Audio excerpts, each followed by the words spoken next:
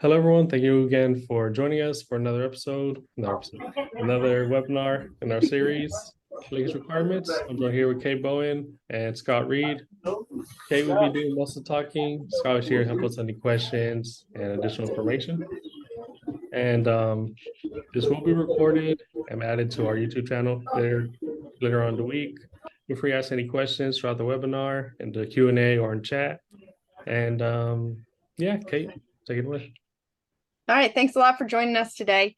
We'll have some time for some questions during the webinar. If you don't mind being on mute, that would be awesome, just to help with background noise. We're going to be having this recorded on our YouTube channel. Today, we're going to be talking about linkage requirements. We've had a series. We're working with the FSA, helping out with some technical assistance, especially for the ERP2 program, which is the Emergency Relief Program Phase 2. And linkage requirements is a really important piece of that the farmers need to know about before or now. If you did sign up for ERP2, we want to make sure that you're really clear on your half of the bargain, and that is the linkage requirement piece. So we do offer technical assistance in over 20 languages through our language line. That's through the FEC. And then there's also translated documents through FSA. We want to welcome all of our members here. It's really easy to sign up for the Farmer Veteran Coalition. There's no charge for membership, and the services are numerous. So we have over 30,000 members in the United States. We offer a bunch of different programs. If your farm is offering a product, you can use our Homegrown by Heroes label to differentiate your product on the shelf, letting people know that your grass-fed beef is raised by a veteran-owned business.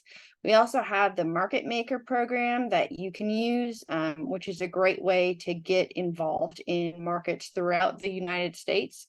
We have our Fellowship Fund, which is a program that annually, usually in the winter, we start taking applications from our farmer veteran members, and some of the prizes can be $500, $1,000 gift cards to a tractor donated by Kubota. So there's some incredible opportunities with that program. They can often help with your business scaling up. So if you are into poultry processing, but you need money to help get a scalder and a plucker, that program would be for you.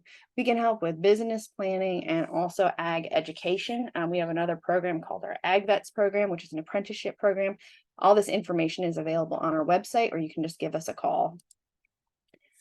We are collaborating with the Flower Hill Institute, and they're offering office hours later on this afternoon. So if we don't answer your question, but you want to speak with an FSA specialist this afternoon, it's 2 p.m. Mountain Time, and everyone's welcome. You can just pop in for 10 minutes and ask your question, or you can stay the whole hour. We also, on our FEC website, have our new FSC digital toolkit. So that's just a collection of resources that might benefit our members, and that's on our FEC website under resources. And we also have our FEC YouTube channel where all these webinars are housed. So we'll jump right into it. So linkage requirement, it is actually a pretty simple idea. It's that you get a payment, and then there's something that you have to do in return. So with ERP2, if you are going to be receiving a payment, you need to be doing the crop insurance piece and also crop acreage reporting piece. So that's the link in this.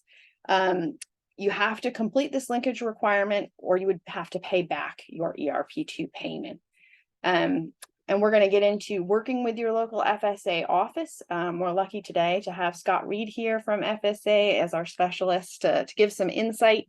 And we're also going to be putting into the chat box a bunch of different links and resources, so that if you need to find your local FSA office, or you want some more detailed information about what we're discussing today, it's going to be in the chat box. And if you don't have access to that, you can contact me, Kate, at farmvetco.org, and I can get you those links. So specific to the ERP2 program, you have to get some type of crop insurance or similar coverage for 2 years on the eligible crops that suffered the damage for the qualifying disaster. So if in the ERP2 program, you claimed your corn crop for the next 2 years, you would have to have insurance on that. You also need to submit an acreage report. And there is a form called the FSA 522, and that's the crop insurance or NAP coverage agreement. It's a really short form. It's just about 2 pages. And then there's also the acreage reporting, which we'll also get into some details about that, make it a little bit easier to do that.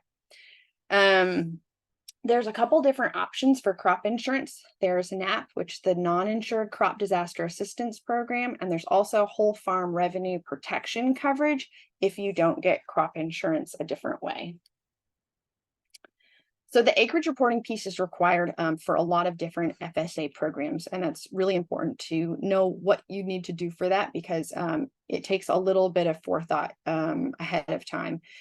So it's going to be really important if you're going to apply for any of the disaster relief programs. It's not just for ERP2, it's for any of the safety net programs. And there's usually a deadline associated with it. So for a lot of places, it's July 15th, but it's going to be different for your county and your crops. You're going to want to talk to your local FSA office, let them know what you raise, and ask when that deadline would be. You also have to report if something happened to that crop, even if it's unrelated to you irrigated it too much or some pest took it out. You also have to report a failed crop as well. So if something goes wrong in it and you feel like there was no harvest, so you don't need to do the report, that's not the case. You have to report it. So they let the Farm Service Agency know when you planted, where you planted, what you planted, and how much you planted. And it's also not that hard of a form to do, but you just have to sit down and do it. And all of the forms are available online, but you can also get them from your FSA agent. So with the NAP coverage agreement, so any of our FEC members who did the ERP2 program, this form should look familiar. So the top part, questions 1 through 4 are just basic identification information. There's your crop information, and then you just have to sign the linkage agreement. So that part is just saying that you are going to get your crop insurance for 2 years on those crops. So the process to get these things done is just to make an appointment with your local FSA office. If you've never been there before, it's really good to do it in person, and when there's not a huge deadline. So we just had the deadline for ERP2. And so the offices were really busy. That's a really hard time to make your appearance, explain your farm, get the time that you need with a FSA agent, because they're really busy. A lot of offices are short-staffed post-pandemic. So if you can make an appointment, that's really the best time. But if you are in crisis, you've never worked with FSA, and you hear about a program, that's also okay. But just ideally, if you can make an appointment before those deadlines come, that's ideal. You can fill out the common forms, and we'll touch base on what those common forms are. So those are just forms that are kind of the farm picture, the holistic farm picture of your operation. And those forms often are needed in a lot of different safety net programs, whether it's a disaster program or some kind of crop insurance program. There are email and online tools available, but FSA likes to advise that those are really good once you're already established with your FSA office and familiar with their offerings. But once you're a pro, you've got your farm number, you've got your common forms filled out, the online tools are really helpful. And if English isn't your primary language, there's a lot of already translated documents as well that they can get to you. So when you're doing this NAP crop insurance, it's really important that you understand all the program policies and procedures. A lot of the FSA forms that we've been working on as part of the ERP2 program are self-certifying. So you're really responsible for reporting accurate information. So once you sign these documents, just make sure that you're following up on all the pieces of it that you're to follow on. So the common forms, the 80-2047 is the data worksheet. And that will help you get your farm number.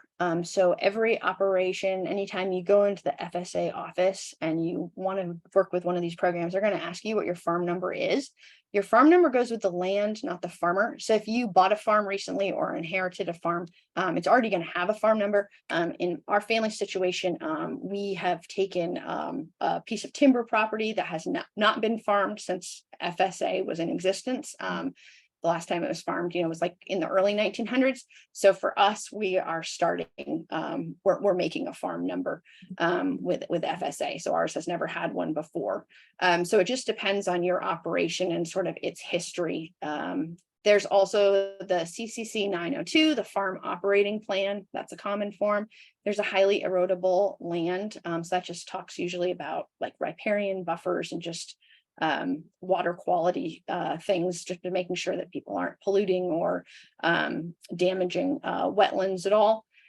Sometimes there's a CCC 901, just kind of depends how your farm is set up. And then the one form that's usually matters a lot to our FEC membership is the 860. So that's the socially disadvantaged farmer or rancher. And there is a veteran category on that one as well that we'll get into in a little bit later. So when you have your appointment, at your local FSA office, just ask what you need to bring, because often you need to bring some different documentation of supporting evidence, just showing that you own the farm or show your piece of the ownership of the farm. And that's really important just to make the best use of your trip there. There's a few terms that are often used throughout USDA, FSA, and NRCS, which is the SDFR. So that's socially disadvantaged farmers and ranchers. Sometimes you'll see that as historically underserved, but most of the time veterans do fall underneath that category. So that's a term to look for. NAP is what we're talking about today. RMA, which is the Risk Management Agency, which has to do with crop insurance, and then CAT coverage. That just stands for catastrophic level coverage. All right, so we're going to dive into NAP. So NAP is a safety net for producers. So it's kind of like car insurance. You might never use it, but it sure can be helpful if something happens. It looks at production and loss, lower yields, crop loss, or prevention in planting due to something like a really wet weather or a drought. What's eligible crop-wise depends on your county and state, because NAP is a program that kind of fills in the gap from commercially available crop insurance. There's some more webinars that go into specific NAP details that were really helpful. There's one from Iowa State University that's on YouTube, and also Rafi has one as well. But I'll throw this over to Scott to go over some of the finer points of NAP and basic and buy-up coverage. Thank you, Kate. So as Kate said, NAP is an insurance program that FSA offers. It's offered for crops that are not insured by the Risk Management Agency. So these are crops that are not produced in large quantities in a county. So it's not economically feasible for RMA to cover them, or they're crops that have such a high risk that RMA cannot feasibly cover. So NAP is what steps in to fill in that gap. And so these are mostly covered crops such as fruits and vegetables is what the majority of them are across the United States. They do vary by county, because sometimes a fruit or vegetable crop may be covered by RMA in some counties, but not covered in other counties. It just depends upon the production history. So always contact your local county office for which crops are covered by the NAP program or which crops are covered through commercial crop insurance through RMA. So with NAP, NAP has two different coverage types. There's the basic NAP coverage, which is a 55, 100 coverage, which is basic coverage, which means that you would have to suffer a 50% loss before a payment comes into play with NAP. So it's just a basic coverage. And when I say a production loss, what we're looking at, as Kate said, is it's historical production. So we're using what we call an APH, which is your actual production history, which is a 10-year period of time of how much production your farm has.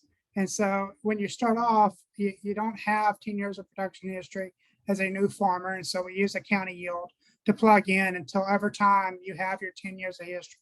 And it's really reflective of what you normally produce. We also have buy-up coverage.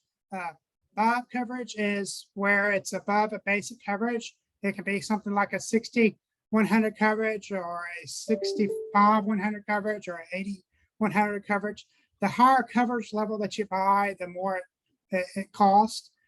What you're doing with the buy-up coverage is filling in that gap. So if you buy something like a 80-100 coverage, that means you only have to suffer a 20% loss before coverage kicks in. So you're reducing that coverage that is on you as a producer. If you have basic, if you do buy up, then you're reducing the amount of coverage of that initial loss before a production loss would kick in under the NAP program. As Kate said, the requirements of the program is that you have to either purchase the coverage or complete an 860 form. That if you complete the CCC 860 that Kate talked about earlier, saying that you are a beginning farmer or rancher, or you're one of the socially disadvantaged groups of producers, then the basic coverage is free. If you complete the 860 form, then you still have to purchase the buy-up coverage, but you're purchasing it at a reduced cost of what you would have to do if you did not have the 860 form on file. So it's very important to complete the 860 economically if you do fall in one of those categories of producers. You do have to complete an acreage report each year, as Kate said. So once you tell us, yes, I want the NAP coverage, either purchasing it or completing the 860 form, you then have to come in once you actually have the crop planted to tell us how many acres of the crop you planted, where that is physically located at on your farm, doing that acreage report with us. And then after you do the acreage report, if any time during the growing season something happens, as Kate said, as a natural disaster, a drought, a hurricane, a wildfire, or something that is not a natural disaster, such as insect damage or over irrigation water, or something that is a management decision, anything that causes a loss, you need to come in and tell us, hey, I've had a production loss on my farm, and this is what I think is causing that production loss. If you file a notice of loss with us, we send a loss adjuster out. That is somebody that's hired by USDA, but they are not an FSA employee, comes out and does a production evaluation to determine how much production has been lost. That's how we know how much we need to potentially make a payment on.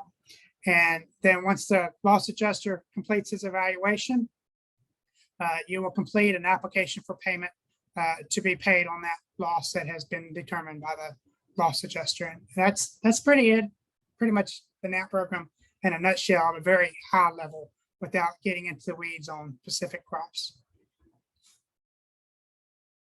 Isn't available to you, or it's not the right fit, can you go over a little bit about WFRP? Oh, wrong mute, sorry. Sorry about that, Kate. So the Whole Farm Revenue Protection, WFRP, is a crop insurance. I'm not going to use a program, but it's an insurance policy that can be purchased from your local RMA agent. And what Whole Farm Revenue Protection does is a revenue program. And so it's looking at, you should be making X, and I am growing these 5 different crops. And as long as you meet X, then it doesn't make a payment to you. But if one of the crops has a loss and you're not able to meet what you've insured economically on that dollar program, then Whole Farm Revenue steps in.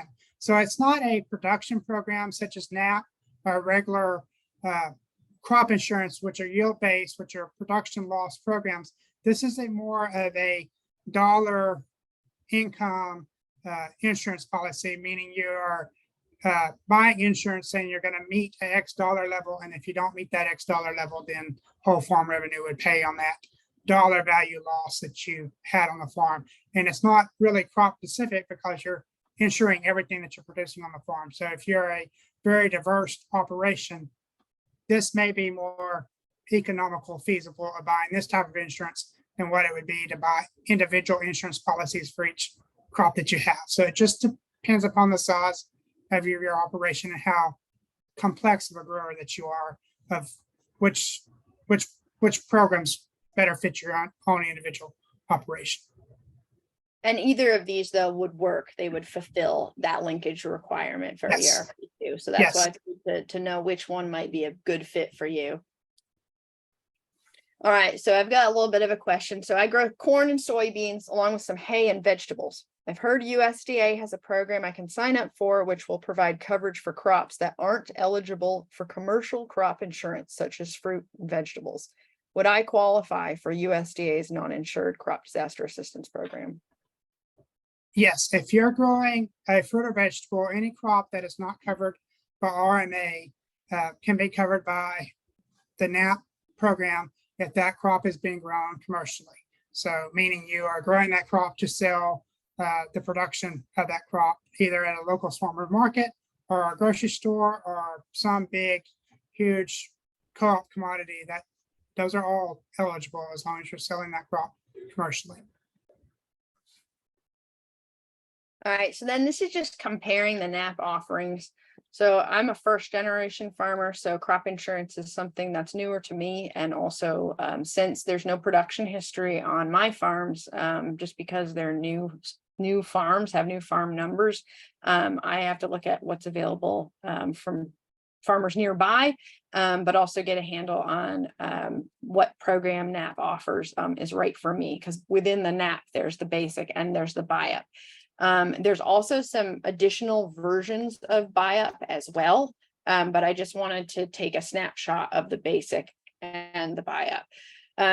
So the number on the left, when people are talking about crop insurance, like the 50 and the 55, the left number is yield and the right number is the market price. So let's say I'm going to have 100 bushels of peas at $1 a pound. The basic's going to cover 50 bushels of peas at 55 cents a pound. If the farm yield at the end of the season is less than 50 bushels of peas due to an eligible loss event, NAP would provide coverage for the loss in production at 55 cents a pound. So then you can compare that with the buy-ups. This is sort of the first level of buy-up that's available. So this costs more than the basic, but you can see that depending, I spill my tea, depending on your situation, you get a lot more if there's a disaster. So you'll have to really ask that and talk with your family and with your FSA agent as well, because you can see you could get $1 a pound if you did the buy-up. Is there anything you want to add, Scott?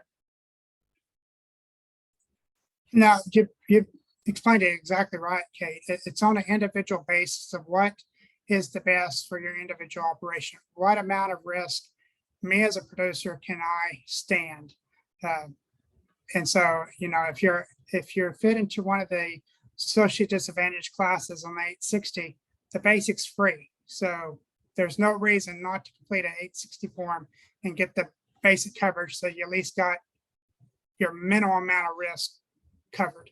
And then you can look to see, is it economically feasible based on my amount of production? Should I have buy-up coverage? Is the risk great enough for me to incur this additional cost to get the loss made up if I have a loss happening on my farm? It all comes down to how much risk can I manage in my operation. And as farmers and ranchers, there's always going to be bad years. So you never know what's around the corner. So you've got to manage your risk. You've got to have some sort of coverage, in my personal opinion, whether it's through NAP basic or basic RMA coverage or buy-up coverage to NAP or a higher level crop insurance with crop insurance. And then do you want to touch on a little bit for our audience of members, for our veteran farmer and rancher, just a little bit about what they might qualify for and how that works within these programs? Sure, I can try, Kate. So as a veteran farmer or rancher, you may hear that term and go, well, I qualify on the 860. Well, the 860, you kind of have to read the fine print or what's on the form. And in FSA's world, a veteran farmer or rancher is a veteran farmer or rancher that has not been farming for more than 10 years. So it's somebody that's a veteran and is getting started in the farming or ranching industry is what it boils down to. And so you may say, well, what's the difference between a veteran farmer rancher or a beginning farmer rancher? Well, there's at this day and age, there's nothing in FSA's eyes, the difference between the two. Every 4 years, Congress passes a farm bill, and you never know what the next Congress is going to do in the next farm bill. So under the current one we're operating on, a beginning farmer and rancher or a veteran farmer and rancher is both someone that has been farming less than 10 years. I have no way of knowing what the next Congress will do in the next farm bill. It may change, but that's the way it is today. And if you fall into that category of farming less than 10 years, then you don't have to pay for the basic MAP coverage. That is the big benefit of the 860 form. There's also some other benefits of completing the 860 form if you meet one of the categories on the 860. Programs such as the ELAP program pays at a higher level if you're an 860 producer than what it does if you're not an 860 producer. So some programs make a bigger payment if you have an 860 on file, where it makes a lesser payment if you don't. It's all dependent upon each individual program rules. And as I stated earlier, also, if you're doing buy-up coverage under NAP, you get a cheaper cost. It doesn't cost as much to do the buy-up if you have 860 on file as what it does if you don't. Is there something else you wanted me to? Well, yeah, I was just wondering, could you talk a little bit about the T yield? Okay, so the last bullet on the slide states an increase in the substitute yield adjustment, which allows you to replace a low yield due to an insurance call loss from a 60 to 80% of the applicable transitional T yield. So by having an 860 on file, when I mentioned in the beginning that we are looking at a 10-year production history, which is your APH. And if you don't have a 10-year history of producing, then you're getting a county yield and you're getting a percent of the county yield. By having an SDA 860 form on file, you get closer to that 100% county T yield at having 80% instead of the 60 that we give everybody else. So it helps you in establishing your APH.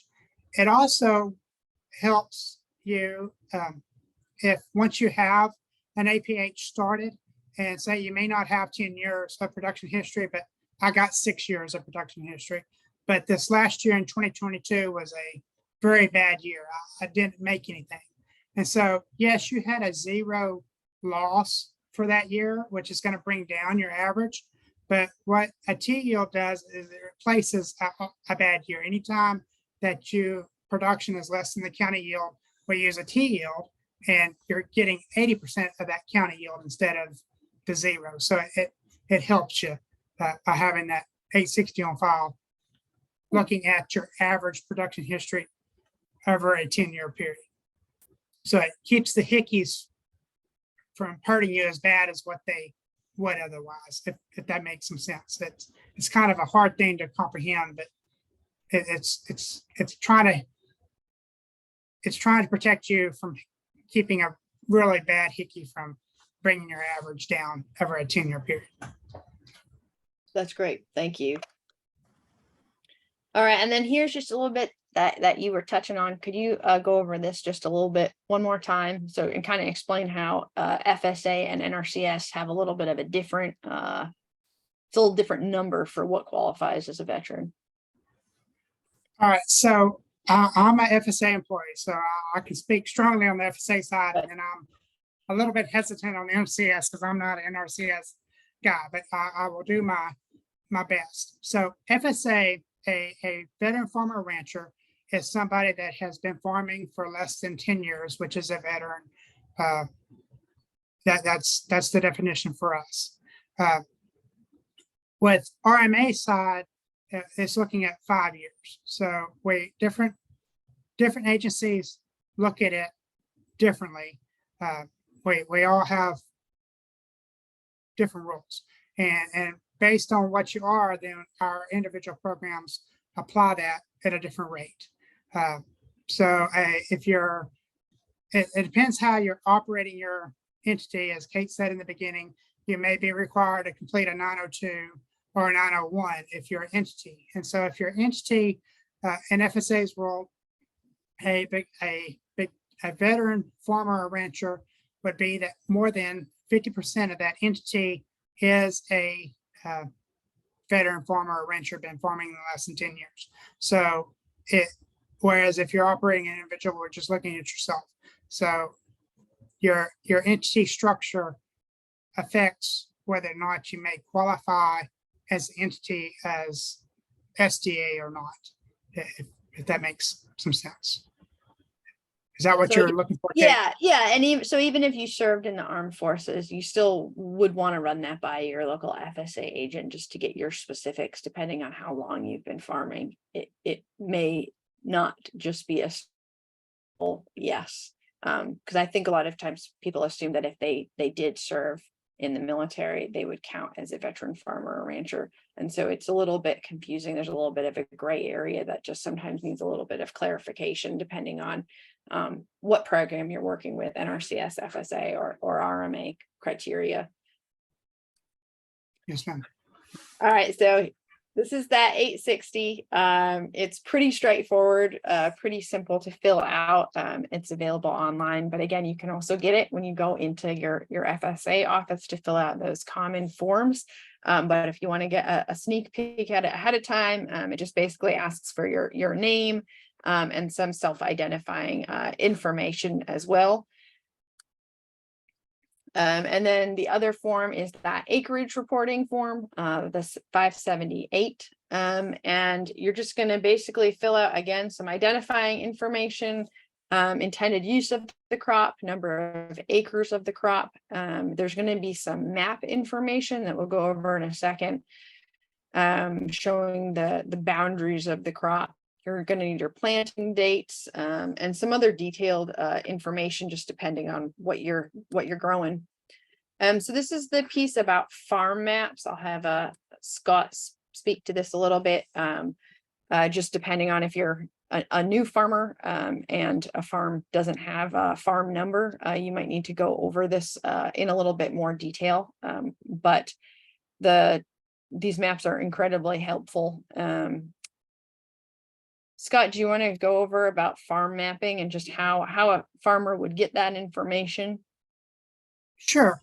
So the way it works is when you call your county office and you got your farm established with us, meaning you provided your deed or your lease, we've established your farm number. Every year we have an acreage reporting deadline, which I can speak for Texas. I can't speak for every state across the nation because every state has their own acreage reporting dates. But in Texas, July 15th is our acreage reporting deadline for our spring seeded crops. So you would contact your county office after you have your acreage planted, tell them that you would like to do an acreage report. When you come into the office, they're already going to have a map of your farm provided, printed off for you. And it's going to look similar to what's on the screen there, which is going to show the outside boundaries of your property and then individual fields that you may have that are individual cropland fields will also be delineated. And what you're going to do is either with our assistance as FSA employee, or you can do it yourself, you're going to mark on each field what you have planted. So field 1, I got squash planted. Field 2, I got beets planted, whatever it may be. This is how many acres I planted. This is my plant date that I planted.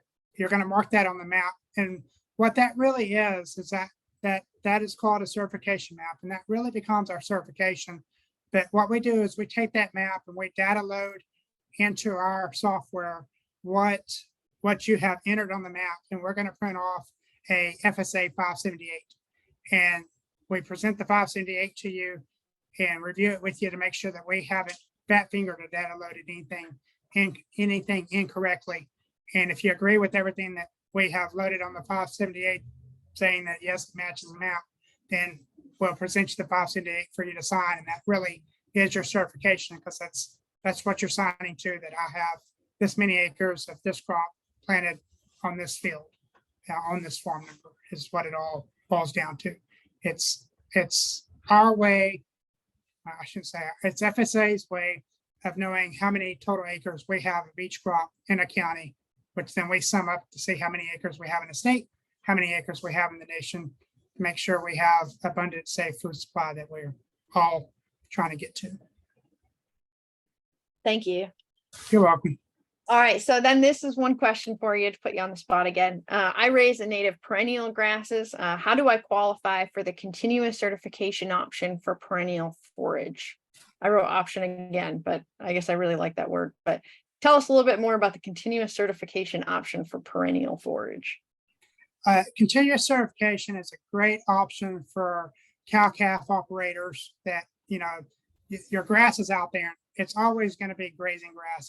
It's not changing. It's not like a cropland field that you're plowing up every year and planting to something else. It's native grass. It's always going to be there. Or it may be an approved grass that I have planted coastal Bermuda, that's going to be there for the next 20 years. So that's continuous acreage reporting is for a crop that's always going to be there for a long time.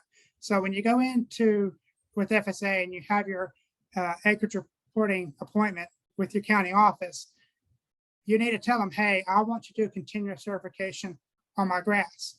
And what that does is, when the county office, you're still going to fill out your certification map, just like I explained a while ago. They're still going to take the map and data load it into our system and print you off a 578. It's going to look just like any other 578. The only difference is at the end of the line where it has grass, it's going to have a CC on that line entry, meaning continuous certification. And once you sign that 578, that means it's certified until you come in and tell us otherwise. So it keeps you from having to come in on a yearly basis to tell us, hey, I got grass grazing every single year. You've done it this one time, it's grass grazing, until you come in and tell us otherwise. Either you come in and tell us, no, I'm going to take it for hay, or you come in and you say, well, I've sold the farm to Joe Blow. There's some sort of change in the operation that has changed what you originally told us that grass was intended for.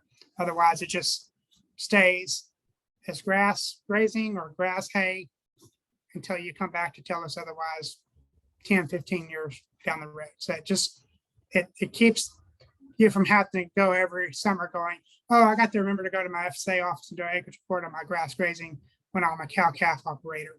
It saves some time, if that makes sense. Mm-hmm.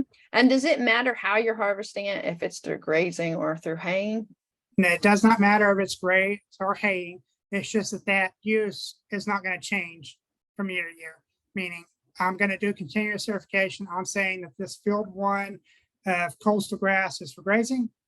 It's going to be grazing from here on out. If you're changing what you're doing from one pasture to the next every year, meaning I'm going to graze it here in 23, but in 24 I'm going to hay it, then continuous certification is not for you, because you're changing your intended use. So Okay. you're locking in what you're going to use for several years. If that makes sense, Kate. Okay. All right. So before I throw it over to Scott one more time, I just want to let you know that we're available at FEC to provide technical assistance. You can give us a call at our 800 number, which is an 855 number. Send us an email, and also reach out to your local FSA agent. But if you need help locating them, we're more than welcome to help figure that out. Is there anything else you'd like to share, Scott, to encourage people to get a better handle on the linkage requirement, especially if they signed up for the ERP2 program and are awaiting payment on that? How do you want me to handle the questions in the chat? Do you want me to just go Oh, over yeah, them, or we do you want me can, to we can, type them? yeah, that would be Yes. great. Yeah, yes, We have, please. we have All right. questions. Scott, I'm going to read them to you if you'd like. Okay. So the first question that showed up in the chat is, if I don't qualify to complete an 860, how much is the NAP fee? All right, so I'm going to talk about basic NAP fee is what I'm going to go off of. So the basic NAP fee is $325 per crop per county. So if I'm a single county producer and I'm raising tomatoes, then it's $325 for my tomato crop, no matter how many acres of tomatoes I have, whether that is a quarter of an acre or 2,500 acres of tomatoes. It's $325 for basic NAP coverage on tomatoes in my county. Now, if I'm a multi-county producer raising tomatoes, meaning I'm raising tomatoes in county A and county B, then it's $325 for county A and $300 for county B. $325 for county B. It's $325 per crop per county. If I am a very large producer growing tomatoes in, say I got it in 10 different counties, my maximum NAP coverage for basic coverage is $1,950. We're not going to charge you any more than that. So if you're a very large producer growing in lots of counties, that's where we're going to max you out. If I am a producer only in one county and I'm growing tomatoes and cabbage are my two crops I'm growing, it's $325 per crop per county with a maximum of $825 per county. So if I'm growing 10 crops in county A, to get coverage on all 10 crops, I'm only going to pay $825 for basic coverage and have all 10 crops covered in county A, if that makes some sense. So it's $325 per crop per county with a maximum of $825 per county with a maximum of $1,950 for all counties in the United States.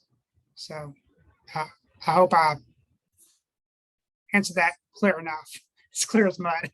But most producers are usually just in one county only and growing one or two crops. So, my maximum that I'd ever get in one county is $825 would be my maximum that I would have to pay for coverage. Another question we get asked a lot that I haven't seen in the chat yet is, what is my maximum payment? How much am I going to get for return on this investment? If I have my one tomato crop in county A and I pay $325, how much am I going to get return? Our maximum payment limitation is $125,000. So that's as big as a liability as the government's going to take on if you have a loss. So, your loss might calculate out to $200,000. I'm only going to pay you $125 because that's the maximum we're going to pay out, if that makes some sense. But that is a very large producer on a very large scale. Normally, people that just have 1 or 2 acres of a crop, you're not talking that big of a payment, so that's not an issue. But if you're talking a very large producer, yes, we do sometimes hit that payment limitation. Okay. And I got 3 more questions for you. So one of them is, once you filed an 860 form, are you good for all programs? I filed FSA ELAP last year for drought and reimbursement for mileage. Is that form carried forward for each program that I use with FSA? Yes and no. So the 860 is carried forward each year. So if I check the box that I am a beginning farmer rancher or that I'm a veteran farmer or rancher, then it does carry forward until my 10 years is up. So when you fill out the form, you're saying what year did I start? I started farming in 2023. So in 2032 is when my 10 years is up, and that's when the form is going to expire. If I check the box saying that I am part of a socially disadvantaged group, such as women or one of the other groups that are socially disadvantaged, then that is a continuous form. You don't have to tell us again that you're a woman or that I am a African American or that I'm an Asian American. You don't have to tell us that again. You just tell us that one time. If you check the box saying I'm a limited income farmer or rancher, what that means is that you're below the poverty level for that county, and every county has a different poverty level. And so if you check that box, that's an annual form because your income changes from year to year. So it depends upon which box of the 860 you check as to how long the form continues on. If that, I hope that answers your question. It's a what if. Okay, thank you, Scott. And then another one. How does the mapping information relate to urban farmers? For instance, growing in raised beds instead of, on the ground. Yes, so the mapping is part of urban farming. So in Texas and Dallas and Houston, San Antonio, Austin, and some other, even some rural areas of Texas that are smaller towns, we do have urban farming and ranching. We do have some urban gardens that are on rooftops. Yes, a map is still required. Yes, we are making your farm, we're delineating off that rooftop, and that's what you're reporting your acres to us, that I have X amount of acres of whatever it is. Our smallest acreage is, and I'm sorry, I'm not a math expert, but it's 0.0001, which basically comes down to a 4x4 box, is as small as an acreage report that we can do. So that's, we get very, very small if needed to be. But yes, a map is required even for urban farming and ranching. You need to come in and tell us this is where I'm farming. And so if it is a rooftop, you're bringing in as your lease, or if you own the building, you bring in your deed so that we can say, yes, this is what you have, the land that you have, and this is where it's at. So it could be we have some hydroponics that happen in garages.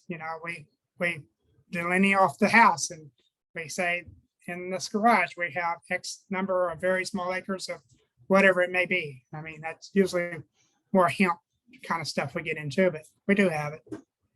Okay, thank you, Scott. And I believe this is the last question we have. Does continuous certification also apply to grape crops? I'm sorry, I don't know that answer. I'm going to have to look it up and get back to you. Sorry. That's no problem. I don't, yes, I have grapes in Texas, but I don't have as many grapes as what they have in California and some other states. So I'm going to have to look that one up. I'm sorry. I'll give the answer to Kate after the call once I get it. Okay. For the one to answer that question, we'll get back to you and we'll send you the answer later on once we get the answer to that. If that's all the questions that we have, Kate, Scott, do you have anything else to say? No, I appreciate y'all's time to let me talk this morning or this afternoon, depending upon where you're at. Exactly. And Kate, anything else you want to say? No, just thank you so much for joining us. I really appreciate it. And there's a lot of information out there, and I know this can seem really overwhelming, but I think hopefully we're chipping away at it to make it a little bit more manageable and bite-sized pieces. And hopefully we can have more people take advantage of these programs that are available out there. All right. So just like you said, it's a lot of information we know. This recording will be available on our YouTube channel within the next week or so. If you have any questions, feel free to reach out to Kate. You can also email us on the support email. Give us a call at FSA Farm. And there will be a survey being sent out right after this webinar. You can answer those questions. It just helps us improve and just gives us more topics that we might not have thought of. That if you have any suggestions, we'll be using those as well. So again, thank you for joining us, and y'all have a great day. Thank you, Scott. Thank you, Kate.